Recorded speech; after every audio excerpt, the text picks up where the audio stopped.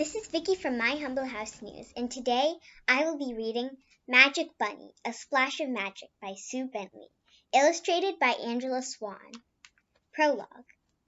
Arrow glanced around Moonglow Meadow as he emerged from the burrow.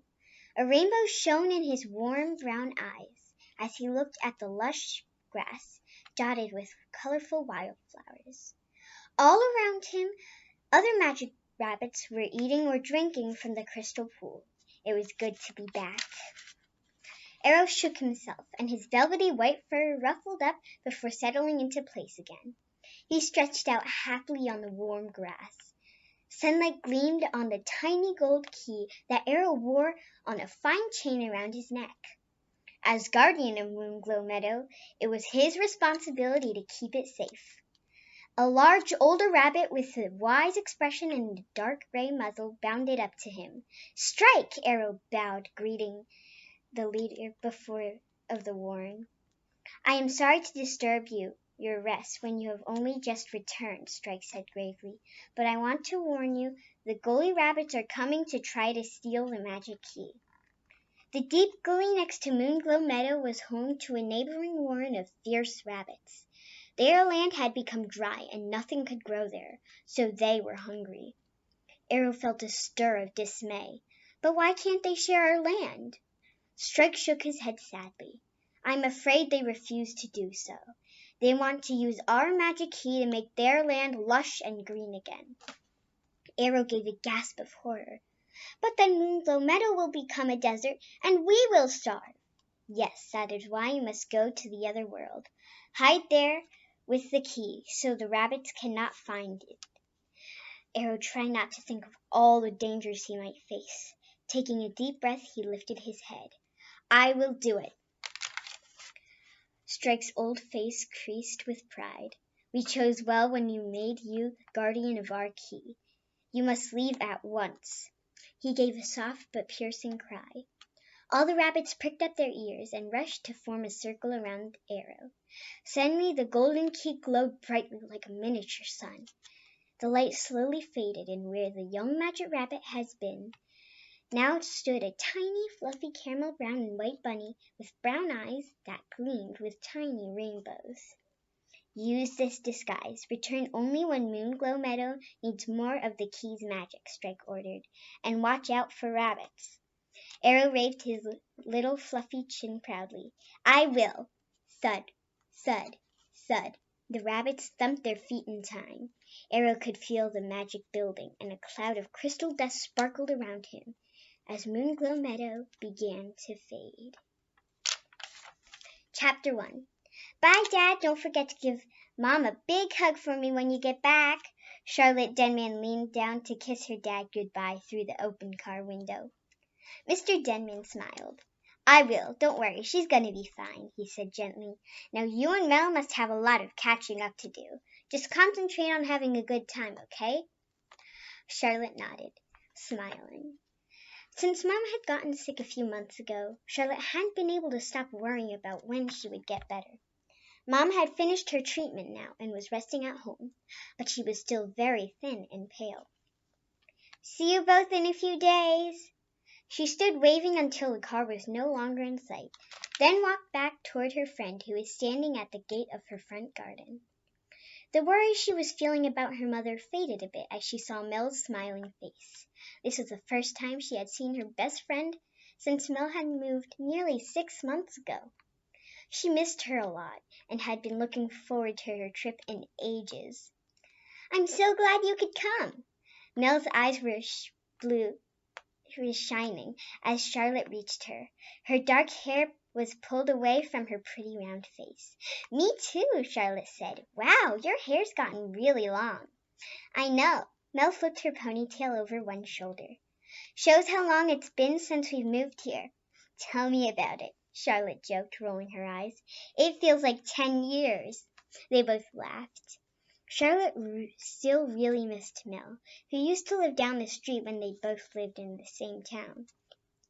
They'd been in the same class at the school since they were 5 years old and used to spend all their spare time together. They'd even been on vacation with each other's families. A warm breeze stirred Charlotte's short red hair as she and Mel walked toward the cottage. It had pink walls and a thatched roof with tulips, bluebells, and other spring flowers filled with the pretty front yard. Seagulls wheeled overhead. "How are Clover and Daisy?" Charlotte asked eagerly. She had a bag of treats in her suitcase for Mel's adorable gray rabbits. "Oh, they're just the same," Mel said vaguely. "Come on, I'll show you around." Inside the cottage, the downstairs rooms all had white walls and wooden ceiling beams. Colorful rugs covered the stone floors, and there was a huge fireplace in the living room. Charlotte could imagine how cozy it would be with a big log fire burning on cold evenings. It couldn't be more different from her house back in town. Mel led the way upstairs. "Mom's put you in the attic room. It's a bit small, but it looks out on the backyard. I hope you like it." Charlotte's eyes widened as she opened her bedroom door. A small desk and chair stood beside a chest of drawers. A big, comfy-looking brass bed took up most of one wall. Its cheery yellow and white spotted quilt matched the curtains. "Oh, it's gorgeous! I love it!" Her suitcase stood on the rug, where her dad had placed it earlier. Charlotte walked past it and glanced out of the window at the lawn and flower beds. A wooden building was visible between the trees. "Is that where Clover and Daisy live?" she asked Mel. Mel nodded. "That's the old barn. Dad made it into a workshop." "Let's go see them." Charlotte was looking forward to making a fuss over the rabbits and playing with them, just like she and Mel used to. Mel didn't look that happy. She shrugged. "If you really want to." "I do," Charlotte said firmly, giving her a friendly dig in the ribs. They trudged downstairs and went through the kitchen into the large backyard. As they entered the barn, Charlotte wrinkled her nose at the smell of dirty straw. That rabbit cage needed cleaning. "Hello, girls." She poked a finger through the mesh to stroke each of the gray rabbits. They snuffled her fingers through the wire mesh, pink noses twitching curiously. To her dismay, Charlotte saw that their food dish was empty and the water bottle needed refilling. She frowned. It wasn't like Mel to be so careless. Mel must have seen the look on her face. "I've been extra busy lately," she said quickly. "I was going to clean the cage out today, but then I was so excited about you coming that I forgot." "Why don't we do it together?" Charlotte suggested. "It'll be fun. I miss cuddling with Daisy and Clover." Mel shifted her feet reluctantly. "What, right now I'm expecting Jamelia and Kay to call me any minute." "Who are they?" "Two girls from my new school. They live in the village. I told them you were coming, and they're really looking forward to meeting you and doing stuff together." Charlotte hid her surprise. She'd expected the two of them to spend the week together on their own, just like they used to. "No offense, but I was looking forward to it just being us," she said, feeling a little awkward. "We never needed to be with anyone else to have fun before. Besides, we promised we'd always be best friends, didn't we?" "Well, yeah, but that doesn't mean we can't have other friends too, does it?" Mel asked hesitantly. "No, except I hadn't made any new friends," Charlotte thought sadly. Mel seemed to have moved on and made new friends without any problem, but Charlotte hadn't felt like doing that, with her mom being so sick. Besides, she hadn't met anyone she liked nearly as much as Mel. She felt a bit hurt that Mel obviously didn't feel the same way. Swallowing hard, Charlotte forced a smile. "No, you're right. I guess it will be fun to meet your new friends." "Where do you keep the rabbit stuff?" she asked quickly, changing the subject. Mel's face cleared and she smiled back. "It's in here." Opening a cupboard beneath the cage, she took out bags of hay and straw. Charlotte was unlatching the cage door when Mel's mom popped her head inside the barn door. "Hi, girls, having fun? Jamilia's on the phone, Mel. She just called." Mel's face lit up. "Okay, thanks, Mom." She thrust the bags at Charlotte and raced towards her mom. "Back in a minute," she called over her shoulder. Left alone, Charlotte's shoulders slumped.